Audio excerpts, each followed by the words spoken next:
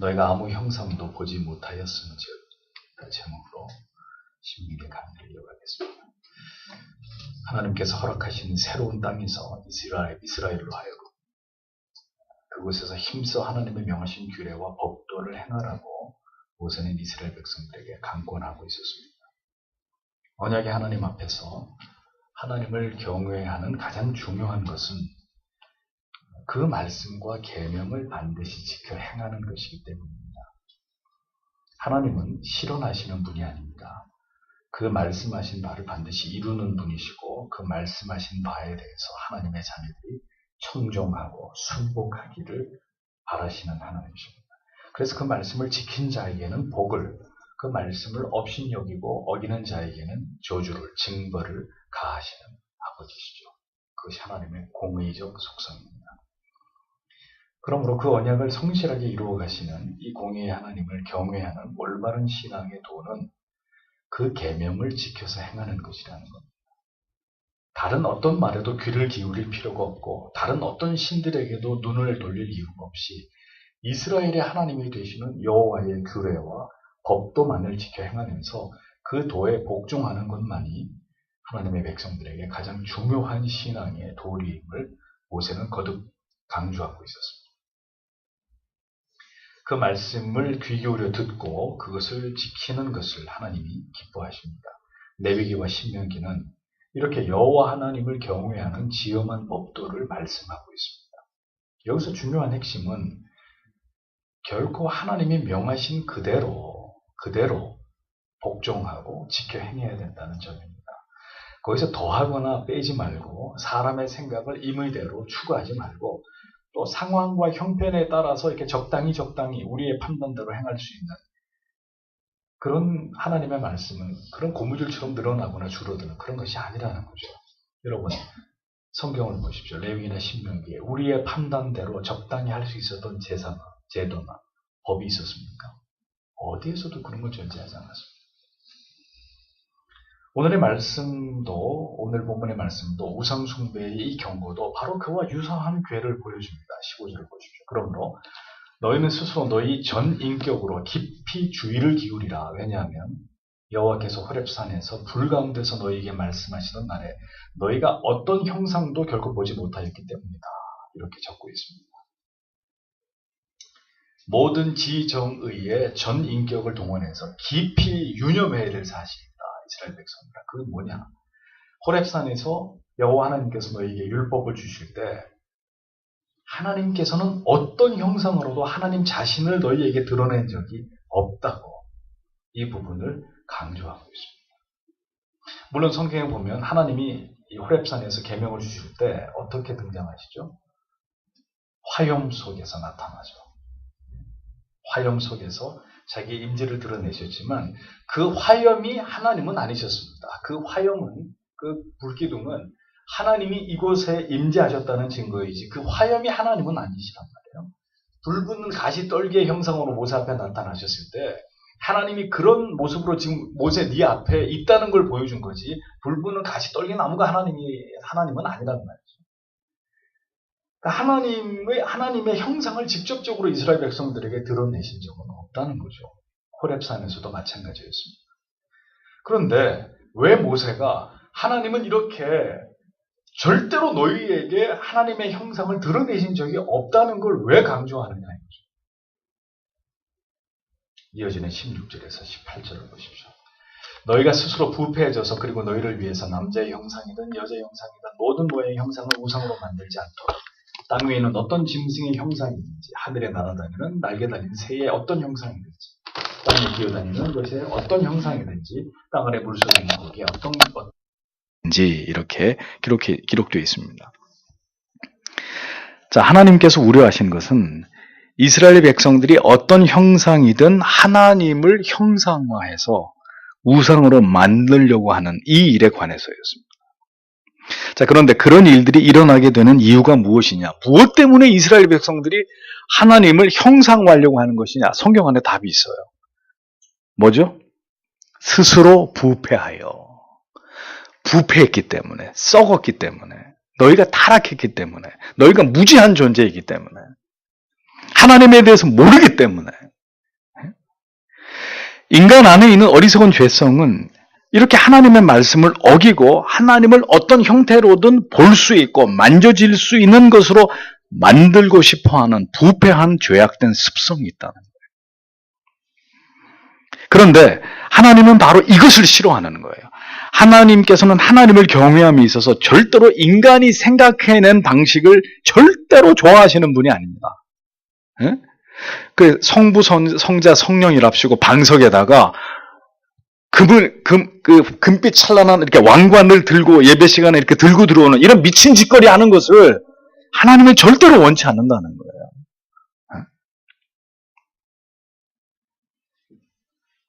그럼 왜 그런 짓을 하냐 이거죠? 왜 그런 짓을 하냐 이거.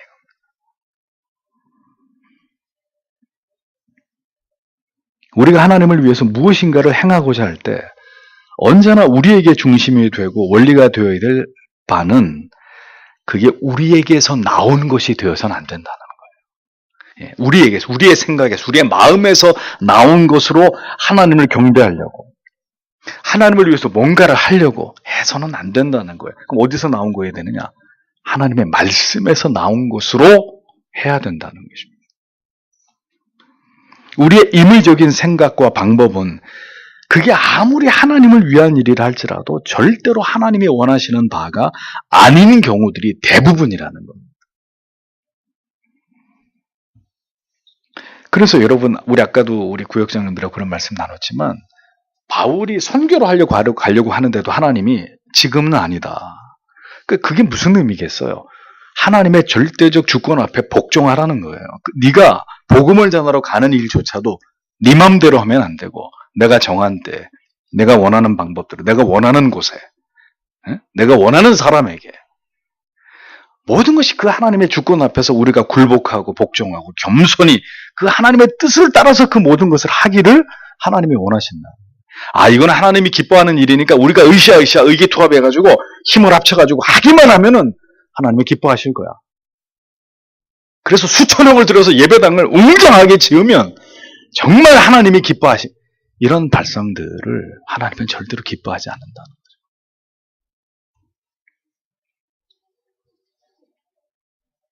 우리는 언제나 스스로 부패한 생각과 판단 안에 머물 수밖에 없는 사람들입니다.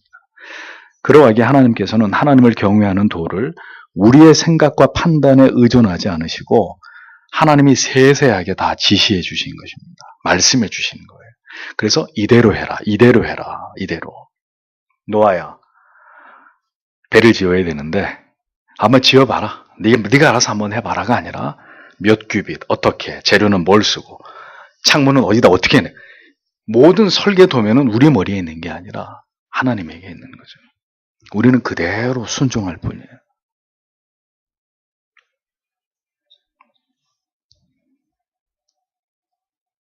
너희 생각대로 하지 말고 내가 너희에게 말한 대로. 인간이 아무 형상대로 우상을 만들고 남자나 여자나 혹은 그 밖의 형상들로 만들려고 하는 이런 동기는, 그런데 여러분 잘 보세요. 절대로 하나님을 위해서가 아니에요. 이것도 역시 성경에 답이 나와요. 우리가 뭐든지 자꾸 하나님을 형상화하려고 하는 그 동기가 우리는 하나님을 위해서입니다. 천만에요. 성경에 뭐라고 되어 있습니까? 자기를 위하여. 기가 막히죠. 하나님이 꿰뚫어 보고 있는 거예요. 우리의 마음을. 자기를 위하여 아무대로든지 이렇게 아무 형상대로든지 이렇게 되어 있습니다. 인간이 부패해가지고 그 부패한 마음에서 하나님을 숭배하려고 하는데 그 하나님을 숭배하는 그 모든 내용조차도 그러면 100% 하나님을 위해서냐? 천만에. 자기를 위하여. 이렇게 되어 있어요. 그렇습니다. 우상이 필요한 이유가 뭐죠? 하나님을 형상화하려고 하는 목적이 어디 있느냐? 하나님을 위해서 천만에요. 자기들을 위해서라는 거예요. 자기들을 위해서. 모세는 하나님 앞에 올라갔고 올라간 모세가 내려올 기미가 보이지 않고 불안하고, 뭐든 해야겠는데 야 이놈아 아로나 뭐라도 해봐라. 그럼 너희들 금이빨 다 뽑아오고 금이란 금 다 모아와. 그러면 송아지로 하나님이라도 만들어 놓고 한번 우리가 그 앞에서 춤을 추면서 한번 하나님을 경배하면 혹시 아냐? 모세가 빨리 내려올지. 누구를 위해서 한 거예요? 자기들을 위해서. 불안한 자기들을 위해서. 여러분 예배 왜 오셨습니까? 불안한 나를 위해서 오셨습니까? 걱정도 근심되는 나를, 그런 요소가 뭐 잘못됐다는 건 아니지만 그게 본질은 아니라는 거예요. 우리는 하나님을 예배하러 온 것이고 그 말씀을 들으러 오는 거지 내 문제 해결받기 위해서 나와서 부차적인 거라는 거예요. 그게 잘못됐다는 말이 아니라 그게 본질은 아니라는 거예요. 나를 위해서 온 게 아니라는 거죠. 원론적으로 얘기하면 하나님을 위해서 마땅히 그분께 올려드려야 될 경배와 경외함을, 그분을 찬양하기, 그분께 나아가 주의 뜻대로 간구하기 위해서 하나님의 뜻을 이루어드리기, 하나님의 의와 나라를 위해서 나온 거지 나를 위해서 나온 게 아니란 말이에요. 우상이 필요한 이유는 자기들을 위해서였습니다. 하나님이 그렇게 모세를 통해 경고를 했음에도 불구하고 결국은 이스라엘 백성들이 가나안에 정착하면서 하나님과 바꿔치기를 한 가나안의 신이 누굽니까? 바알과 아세라 아닙니까? 하나님과 그들을 가나안의 토속신을 바꿔치기 했습니다. 왜요? 이제 하나님은 필요 없어요. 이제 농경사회에 진입했기 때문에 농경사회 속에서 길흉화복을 주장한다고 믿는 가나안의 토속신들은 미안하지만 하나님이 아니라 가나안인들이 섬겼던 바알과 아세라이기 때문에 자기들을 위해서 하나님은 이제 아웃, 그리고 바알과 아세라가 우리 하나님, 이런 멍청한 짓을 이스라엘 백성들이 저질렀다는 거죠. 왜요? 왜? 자기를 위해서. 자기들을 위해서. 자기들이 필요에 의해서. 인간은 무엇인가 보여주고 만져지고 가까이 있어야 그것으로부터 안도하게 되고 평안을 느끼게 됩니다. 그것은 우리가 누군가를 신앙하고자 하는 방식입니다. 인간들의. 그런데 하나님은 그런 우리의 방식이 아니라 무엇인가를 형상으로 이렇게 만들어 놓고 만져지게 하는, 보암직하는 이런 방식이 아니라 우리의 온 마음과 영혼으로, 우리의 전 인격으로 하나님의 그 존재하심을 신뢰하고 경외하고 하나님을 깊이 의지하기를 원하십니다. 그래서 여러분, 예수님의 얼굴을 그린 수많은 그림들을 보십시오. 가장 최근에 다빈치가 그렸다고 믿어지는 숨겨져 있었던 예수님의 그 형상이 발견됐죠. 보셨습니까? 그림에 별로 조예가 관심이 없으신가요? 인터넷에 쳐보세요. 다빈치 예수 그림. 가장 최근에 발견된, 뭐 진위에 그 좀 논란도 있습니다만, 예. 그래서 갑자기 그게 엄청난 가격으로 올랐는데, 그 예수님을 보세요. 꽃미남이에요. 꽃미남. 왜 예수님의 얼굴을 그렇게 그리지 못해서 안달일까요? 모든 화가들이. 왜요? 걸어두고 보고 위안을 삼고 싶거든요. 그 예수님의 자유로우신 얼굴을 보면서 주님, 그 앞에 가서 이렇게 기도하면 뭔가 기도가 더 잘 응답될 것 같고, 그 얼굴만 이렇게 쳐다보고 있어도 그냥 마음이 평안해지는 위안을 얻고 싶은 거죠. 그래서 그렇게 그리려고 하다가 보니까 흠모할 만한 것이 전혀 없는 그 아랍 사람의 투박한 소도둑 같은 그런 얼굴로 예수님을 그릴 수 없기 때문에 대부분의 화가들에 의해서 그려진 예수님의 얼굴은 아주 갈색 머리에 수려한 외모를 지닌 이태리의 혹은 유럽식의 이런 미남의 얼굴이란 말이에요. 예수님의 얼굴이. 이거 누구에게서 나온 발상이에요? 그럼 그리려면 고증을 통해서, 그것도 그리는 게 잘못이지만 그래도 좀 그리려고 했다면 최대한 성경이 말씀하시는 예수님의 얼굴로 그려놓던가요? 그러면 진짜 누가 봐도 이렇게 한 번 딱 보고 고개를 이렇게 돌릴 수밖에 없는 그런 예수님의 얼굴로 그려놓던가요? 그러면 그런 그림 보셨습니까? 없어요. 그런 그림 어디에도 없어요. 예수님의 얼굴을 그렇게 묘사한 그림은. 누구에게서 나온 발상이에요? 인간에게서 나온 발상이에요. 누구를 위해서? 그 그림을 쳐다볼 나를 위해서. 자기들을 위한 우상인 것이죠. 그러니까 이것이 하나님을 신앙하는 올바른 방법이었다면 하나님은 기꺼이 우리들에게 말씀하시기를, 자, 내 얼굴을 그려라. 내 형상을 그려라. 조각을 해라. 나를 조각을 해. 그리고 동상을 만들어라. 그리고 나를 숭배하라고 분명히 말씀하셨겠죠.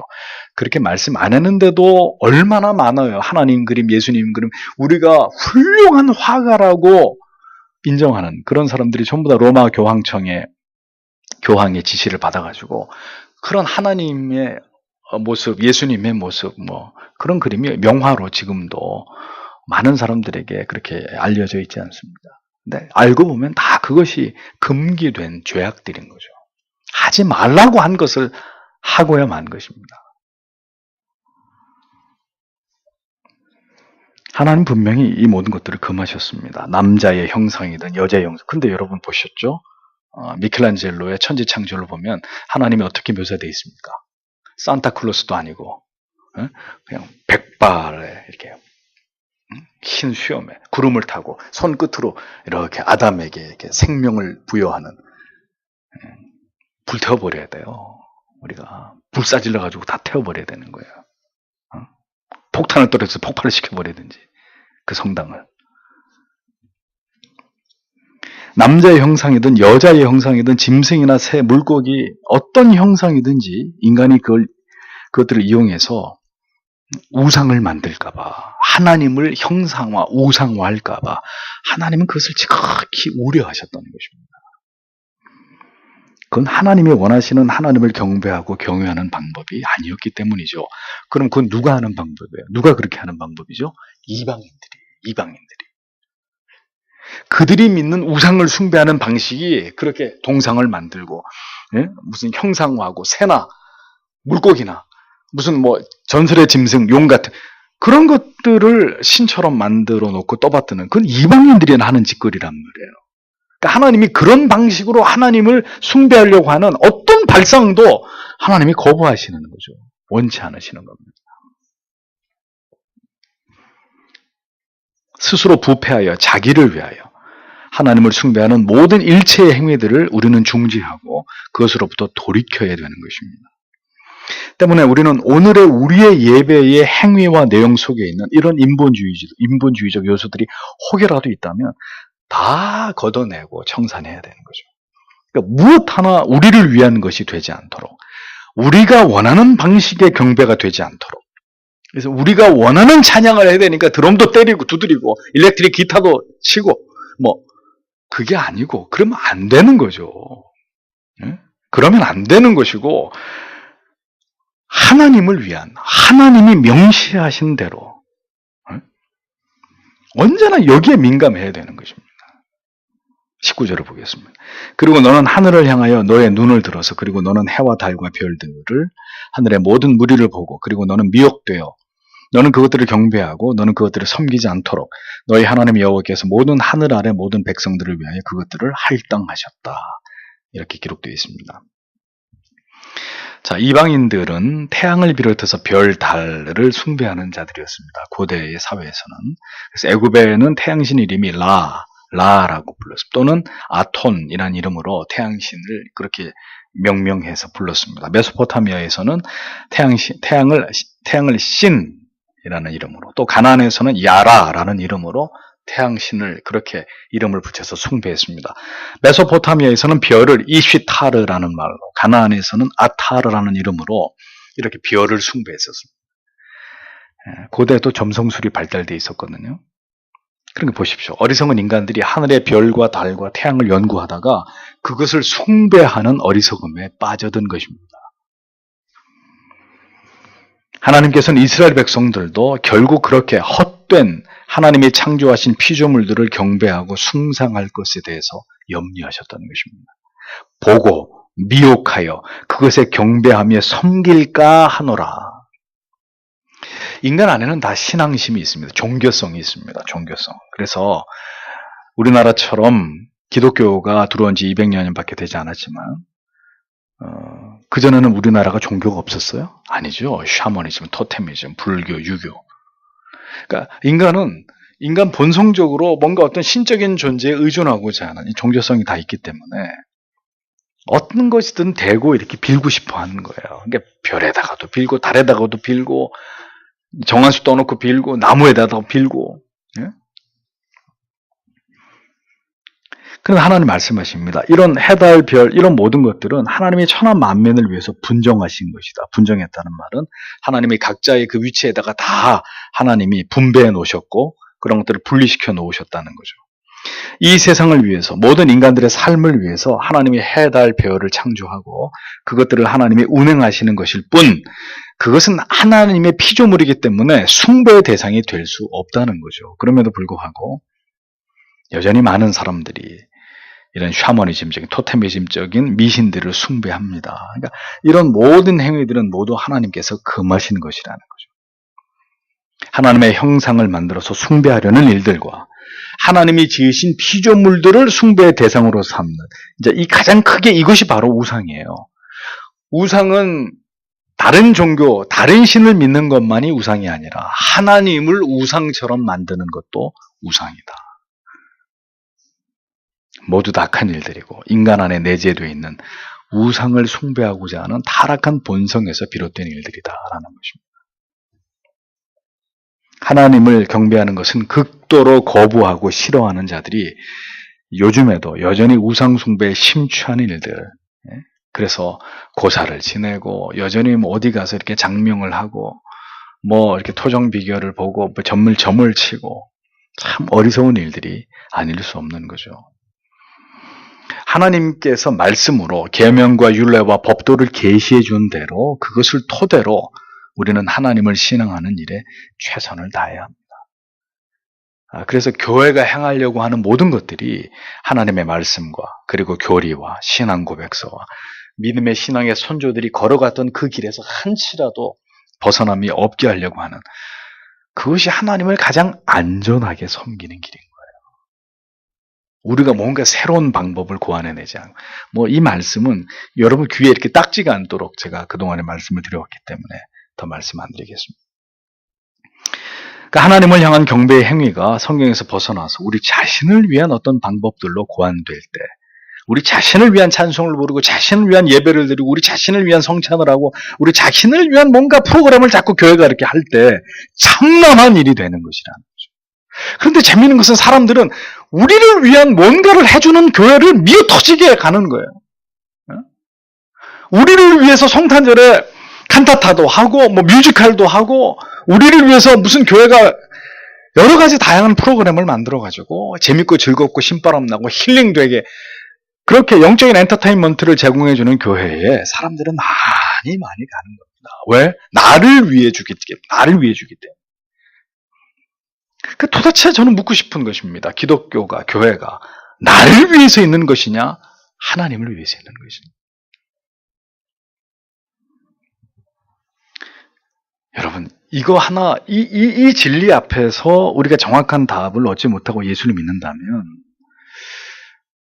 하나님 앞에 섰을 때 그렇게 나를 위해서 평생 교회를 다닌 사람이 정말 천국에 들어갈 수 있을까?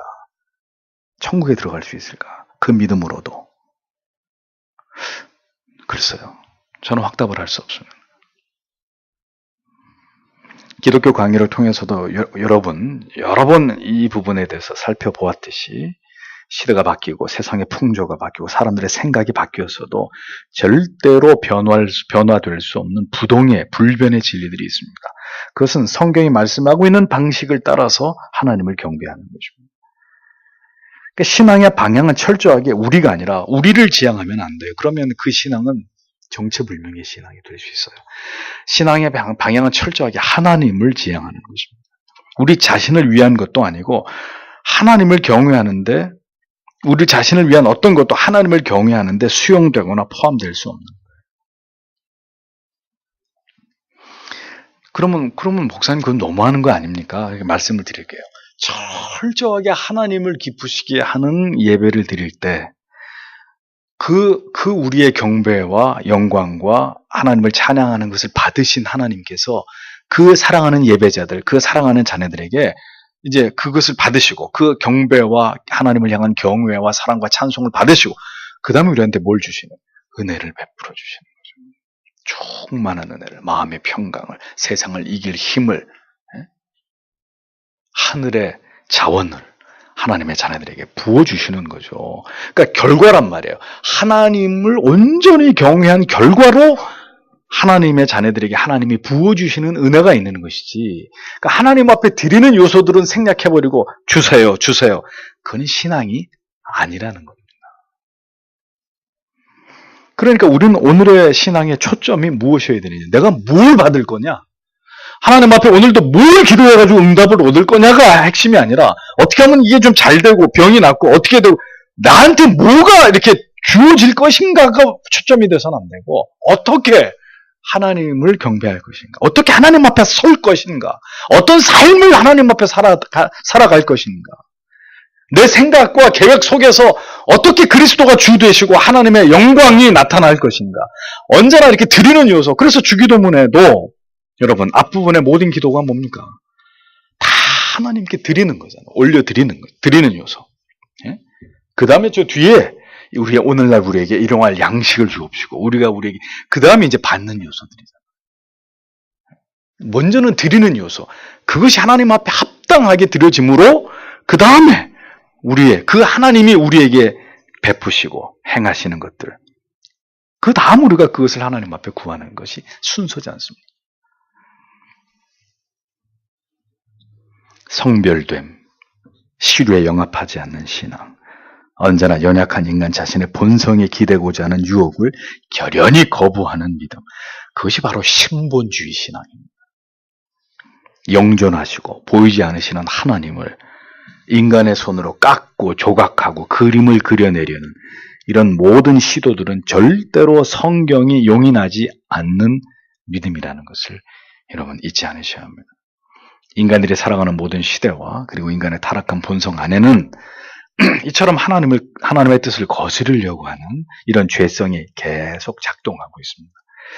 그래서 칼빈이 그런 얘기를 한 거예요. 교회 안에서 가장 고상한, 가장 거룩한, 가장 경건한 목적으로라도 우리가 무언가를 만들어내는 것, 고안해내는 것. 하나님은 그걸 절대로 원치 않는다. 그러니까 뭘 만들어내려고 하지 말고 성경을 잘 읽고 이 말씀이 기록된 대로, 이 말씀이 원하는 그 정신을 따라서 이거대로 하라는 거예요. 우리가 뭐를 만들어 가지고 하지 말고. 핵심, 하나님을 경외함에 있어서 핵심적인 사상입니다. 하나님께서 하나님을 경외함에 있어서 이처럼 성경의 여러 곳에서 무엇을 우리에게 각별히 경계하셨는지를, 무엇을 우려하고 거듭 경고하셨는지를 우리는 율법을 통해서 깨달아야 합니다. 자, 그러면서 이제 신약으로 확 건너뛰어 볼까요? 예수님이 공생애를 시작하시면서 예루살렘 성전에 올라오셨습니다. 제일 먼저 뭐 하셨습니까? 뭐 하셨어요? 성전을 갈아엎어 버렸어요. 너희가 내 집은 만민이 기도하는 집이라고 했거든. 강도의 구례를 만들어버렸다. 이따위로 누가 하나님 앞에, 내 아버지 앞에 예배하라고 하느냐. 다 뒤집어 엎어버리는 거예요. 예수님이 제일 먼저 한 게 그거잖아요. 성전을 정화시킨 겁니다. 너희들 방법으로 예배 드리지 말라. 이거 다 미리 환전을 해가지고 와야지. 와가지고 환전을 하고 양을 도쳐매고 하나님 앞에 집에서부터 성전까지 올라와야지. 성전에 묶여있는 양 사가지고 갖다 바치고. 그 종교적 편의주의. 예수님이 그것부터 깨부셔버리는 거예요. 니들이 지금 어떤 식으로 하나님을 예배하고 있느냐. 그럼 여러분, 이건 구약의 말씀이니까 신약은 다 아니에요. 예수님이 제일 먼저 하시는 것이 성전에 올라가서 성전을 청소하신 일이었습니다. 왜? 엉망진창, 다 우리 마음대로 인본주의적으로 그렇게 하나님의 성전을, 교회를 더럽혀놨기 때문에 그것부터 주님이 해결하시는 거예요. 그런데도 이게 안 중요하단 말입니까? 언제나 우리의 예배 속에서, 우리가 하나님을 신앙함 속에서 이런 우상 숭배적 요소, 어떤 우상화를 시도하려고 하는 면들이 없는지를 살펴야 합니다. 그리고 그런 요소들이 오늘날 교회 안에, 예배 안에 보인다면 과감하게 그 목숨 걸고 그거는 개혁해야 되는 부분인 거예요. 적당히 넘어가면 안 되고. 그래서 우리 교회는 성가대도 없고 찬양도 없잖아요. 제 죽기 전까지는 안 돼요. 제 죽고 난 다음에 하시든지 말든지. 그런 요소들 배제하는 이유가 거기 있는 것입니다. 사람이 절대로 드러나서는 안 되기 때문에. 사람을 즐겁게 하는 예배가 아니기 때문에. 이런 부분들을 하나하나 개혁해 나가지 않았기 때문에 오늘과 같은 참된 신앙의 실종을 보게 되는 것입니다. 주께서 기뻐하시는 그 참된 교회들의 존재가 이렇게 하늘의 별처럼 희귀해진 세상이 되어버리는 것입니다. 이런 가치들을 다 폐기 처분했기 때문에. 그러니 그런 교회에 임할 것은 하나님의 진노와 멸망과 저주뿐인 거예요. 뭘 기대하겠습니까? 오늘 한국 교회가 이것을 개혁하지 않는다면, 이것을 회개하지 않는다면 이 땅에서 교회들은 다 불타 없어져 버릴 거예요. 아니면 있으나 마나한 교회들이 될 뿐이고, 오늘도 이 말씀 앞에서 우리의 신앙 속에서 혹여라도 하나님에 대한 우상화의 모습은 없는지, 말씀을 벗어난 하나님을 향한 경외의 오류가 없는지를 살펴서 하나님을 바르게 경외하는 하나님의 자녀의 길을 걸어가도록 하나님께서 우리 모두에게 은혜를 더해 주시기를 다 함께 기도하기를 원합니다. 기도하겠습니다.